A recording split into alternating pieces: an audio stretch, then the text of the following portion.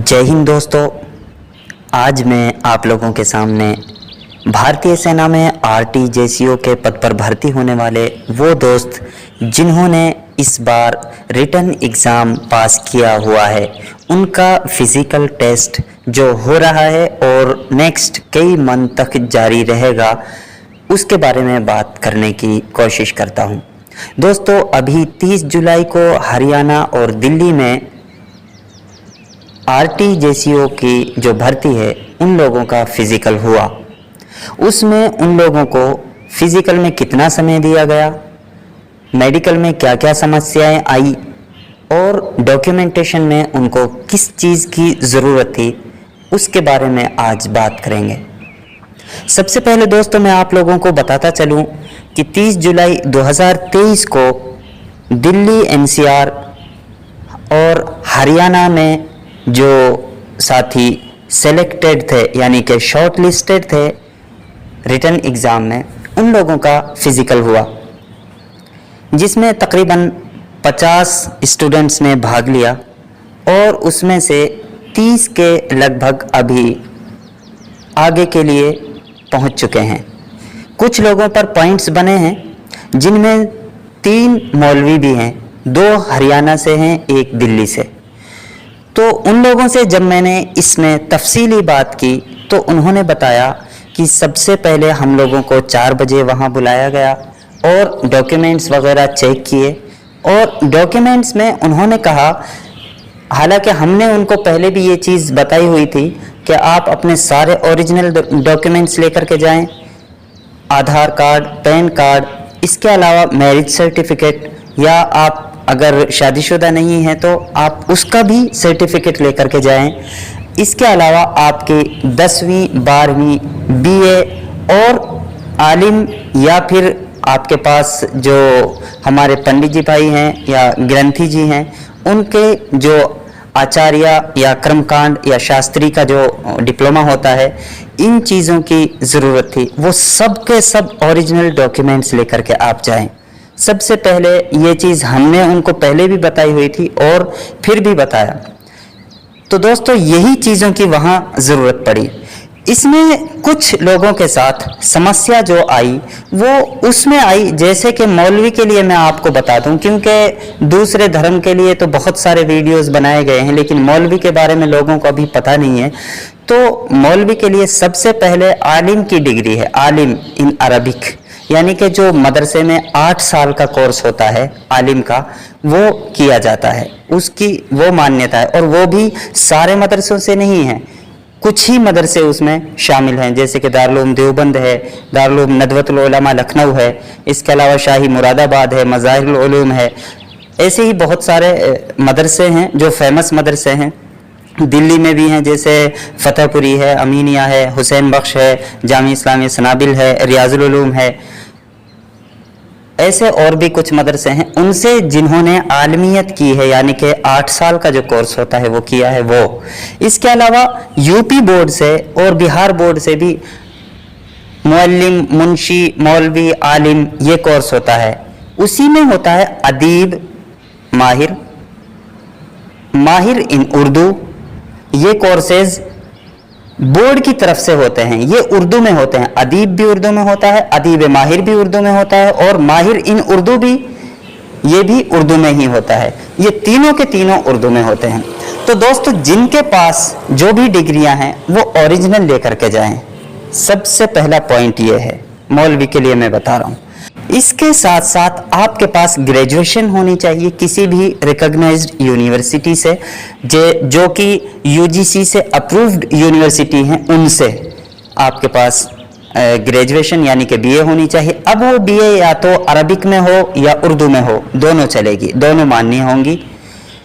क्योंकि जैसे जामिया मिल्लिया इस्लामिया या अलीगढ़ मुस्लिम यूनिवर्सिटी या मौलाना आज़ाद नेशनल उर्दू यूनिवर्सिटी, उस्मानिया यूनिवर्सिटी और ऐसे ही कुछ और यूनिवर्सिटी हैं, इनसे लोग करते हैं तो वो अरबिक में भी करते हैं और उर्दू में भी करते हैं। उर्दू और अरबिक चलेंगी, पर्शियन नहीं चलेगी।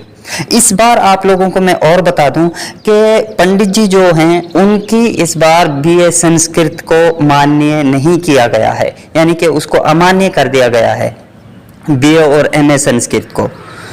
तो इसलिए आप लोग भी ध्यान रखें, शायद आने वाले समय में बीए अरबिक को अमान्य कर दिया जाए। अगर हाँ किसी के पास आलिम है, आलिम इन उर्दू है, जैसे कि यूपी बोर्ड से होता है जो मुअल्लिम, आलिम, मुंशी, मौलवी और उसके बाद अदीब, अदीब माहिर, कामिल, फाजिल वो होता है, तो वो यूपी बोर्ड या बिहार बोर्ड से सिर्फ होता है। लेकिन जो आलिम होता है वो अरबिक में मदरसे से होता है, और आप बीए करते हैं अरबिक में किसी यूनिवर्सिटी से तो वो भी मान्य है अभी तक तो। लेकिन दोस्तों आने वाले समय में क्या है हम उसके बारे में तो कुछ नहीं जानते, अभी जो है ये मान्य है। आगे आप लोग ये ध्यान रखें कि आपको फिजिकल के लिए जाते समय इन तमाम डिग्रियों को साथ लेकर के जाना है, और इनकी 3-3 कॉपी सबकी, आपका Aadhaar card, PAN card, voter I card, इसके साथ जो आपका ओरिजिनल डॉक्यूमेंट्स है, इनकी 3-3 कॉपी जीरोक्स कॉपी करवा के साथ लेकर के जाना है, एक चीज़। दूसरी चीज़, जब आप फिजिकल के लिए जाते हैं, क्योंकि उसी वक्त आपका मेडिकल होना है, फिजिकल पास करते ही, वहाँ आपको बहुत ज़्यादा सतर्क रहने की ज़रूरत है। इस बार हरियाणा में रोहतक में जैसे हुआ या दिल्ली में हुआ, तो उसमें पूरा 8 मिनट का टाइम दिया गया है लोगों को, बड़ा अच्छा समय दिया गया है। कभी कभी ऐसा होता है ये समय कुछ कम कर दिया जाता है, जैसा कि 7.5 मिनट या 7 मिनट का टाइम दिया जाता है, तो इस तरीके से कभी कम होता है, लेकिन मैक्सिमम जो है बराबर ही दिया जाता है। एक और चीज़ मैं यहाँ आपके साथ शेयर करना चाहूँगा, जब आप वहाँ जाते हैं उससे पहले आप अपने दांतों की सफाई करवा लें, अपने कानों की सफाई करवा लें, अपने पूरे जिस्म की अच्छे तरीके से सफाई कर लें, अच्छे से, कि लगना चाहिए कि हाँ बंदा जो है भाई आरटीजेसीओ के रिलीजियस टीचर के लिए यानी कि धर्म गुरु के लिए भर्ती होने जा रहा है, तो मतलब इसमें कोई ऐसी कमी नहीं है। अगर किसी को कोई बीमारी होती है तो उसका भी इलाज है, अभी तो कई महीने बाकी हैं। कई लोगों को कान की बीमारी हो जाती है, आँख की बीमारी हो जाती है, आँखों की सफाई, कानों की सफाई, दांतों की सफाई या अपनी और बॉडी की सफाई है, वो सब करवा करके आप अच्छे से जाएं। अपने पैरों का, अपने ख़ास तौर से हमारे घुटने जो मिलते हैं उसको मिलने से बचाने के लिए जब चला के देखेंगे तो वो भी आपको सही से चलना है। आपकी चेस्ट जो है, मैंने बहुत बार नोटिस किया, बहुत से दोस्तों को देखा है कि उनकी चेस्ट जो है 77 सेंटीमीटर है, लेकिन जब उनको बोला जाता है कि आप इसको फुलाओ, वो फुला नहीं पाते हैं उसको।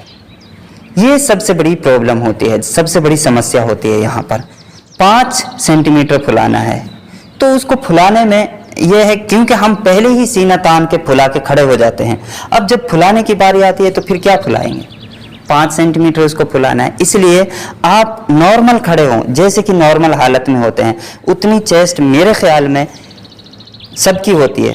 आपको निकाला जो जाता है चेस्ट में, वो अक्सर तब निकाला जाता है जब आप जो है पहले से सीना निकाल के खड़े हो जाते हैं और आप फुला नहीं पाते हैं। यहाँ तक बारी आती है चेस्ट की। आपकी हाइट है, तो जिन भाइयों को लगता है कि उनकी हाइट जो है 160 सेंटीमीटर से कम है, तो उनको चिनअप मारना चाहिए। वो लोग उसके लिए प्रैक्टिस करना शुरू कर दें अभी से, कि थोड़ी हाइट और हो जाएगी। हाँ, अगर किसी का वेट ज़्यादा है तो दोस्तों वेट मिनिमम 50 केजी होना चाहिए। अगर आप ज़्यादा हैं तो 64 केजी चलता है, 60 केजी भी है लेकिन 64 केजी तक लेते हैं। तो कोशिश ये कीजिए आप अपना वेट घटा करके जाएं, क्योंकि वहाँ सेना के अंदर जो है वो जो आदमी दुबला पतला रहेगा उसी को ज़्यादा इम्पोर्टेंस दी जाती है। उसको प्रॉब्लम सिर्फ एक जगह हो सकती है जो दुबला पतला है, चेस्ट में, बाकी कहीं उसको कोई प्रॉब्लम नहीं होगी। इसलिए आप लोग जो है इसका भी ध्यान रखें। एक चीज़ और है, लास्ट में जो आता है हमारा आँखों का मेडिकल होता है, हमारे बॉडी के गुप्त अंगों का मेडिकल होता है, तो वहाँ की सफाई भी बहुत ज़्यादा ज़रूरी है। वहाँ आप खुद समझ सकते हैं और डॉक्टर से राय ले सकते हैं उसके बारे में कि मैं क्या करूँ, किसी को कोई प्रॉब्लम, किसी को कोई परेशानी है या बीमारी लग जाती है, तो उसका तो इंसान के पास कोई इलाज नहीं होता है, बाकी डॉक्टर से वो उसकी राय ले सकता है, उसके बाद आगे जाए। एक और चीज़ कहूँगा, कई भाई ये सोचते हैं कि मैंने फॉर्म भरा है, मेरे पास डॉक्यूमेंट्स जो हैं वो शायद इसके लिए नहीं है, पूरे नहीं है, तो वो ये मत सोचें कि मैंने फॉर्म भरा है, मैं रिटर्न पास हूं तो आगे ना जाऊं। आप पक्का जाएं। हो सकता है किस्मत आपका साथ दे दे, हो सकता है आप लकी हों और आप ही सेलेक्ट होकर के आ जाएं। तो इन चीज़ों का ध्यान रखें।